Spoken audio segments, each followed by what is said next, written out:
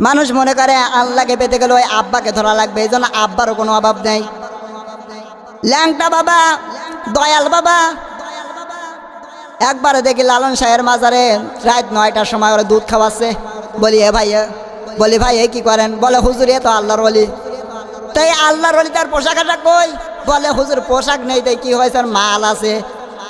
আমি বললাম ও যে মাল আছে ও তো সবার আছে, নতুন মাল দেখাও। মানুষ মনে করে ওই আল্লাহর ওলি। এই জন্য আল্লাহ তাআলা বললেন পৃথিবীর মানুষেরা আমি আল্লাহ বাদ দিয়ে তারা ওই ভালোবাসাটুকু মানুষ পৃথিবীর মানুষকে দিয়ে দেবে। এই জন্য আল্লাহ ওয়ালা তাত্তাবিউ মিন দুনিহি আউলিয়া দিয়েছে আল্লাহ। আল্লাহ বলে কলিলাম্মা তাযাক্কারুন, আমার আফসোস কিছু মানুষ আমি আল্লাহর উপদেশ মেনে নাই আর সবগুলো মুখ ফিরিয়ে চলে যায়। যদি কোনো ব্যক্তি আল্লাহর আয়াত শোনার পরে মন খারাপ করে কি হবে তারা বলেন তো? আল্লাহ তাআলা বলেন যালিকা বিআন্নাহুম কারিহু মা আনজালাল্লাহি ফাআহবাতা আমালাহুম। সূরা মুহাম্মদ 26 নম্বর পারা 6 নম্বর সূরা 9 নম্বর লাইনে প্রথম নম্বর রুকু 9 নম্বর আয়াতটা তাফসীরে তাবারি থেকে বলছি। আল্লাহ তাআলা বলে যালিকা বিআন্নাহুম, যদিও যালিকা বিআন্নাহুম কারিহু মা আনজালাল্লাহি ফাআহবাতা আমালাহুম।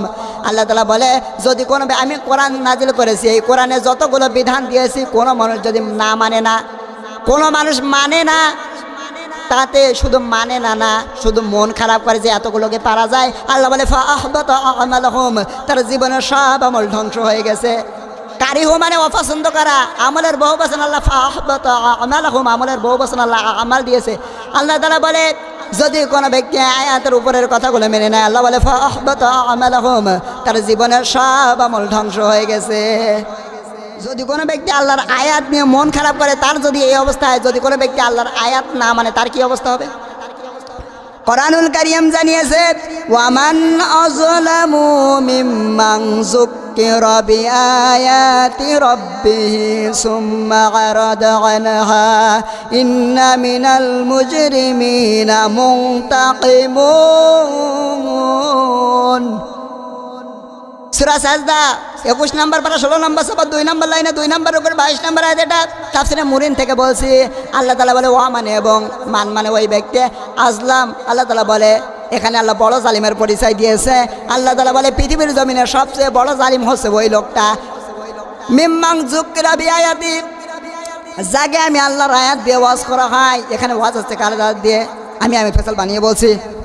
আল্লাহ বলে মিম্মান যুক্কিরা বিআয়াতি, যাকে আমি আল্লাহর আয়াত দিয়ে ওয়াজ করা হয়। সুম্মা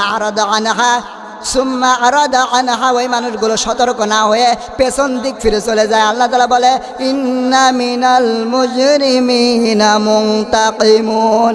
আল্লাহ তাআলা বলে আমি আল্লাহ তাআলা ওই মানুষগুলোর উপরে প্রতিশোধ নেবই নেব। আল্লাহ তাআলা যদি প্রতিশোধ নেয় বাঁচা যাবে। যা বলছি মেনে নেন, কপাল ভালো হবে।